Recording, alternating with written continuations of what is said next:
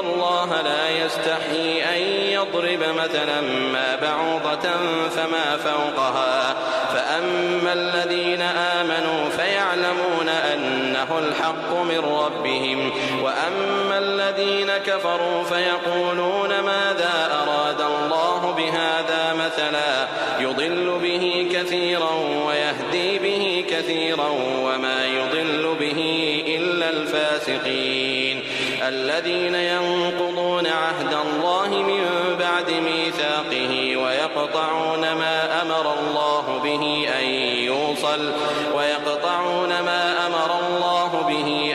يوصل ويفسدون في الأرض أولئك هم الخاسرون كيف تكفرون بالله وكنتم أمواتا فأحياكم ثم يميتكم ثم يحييكم ثم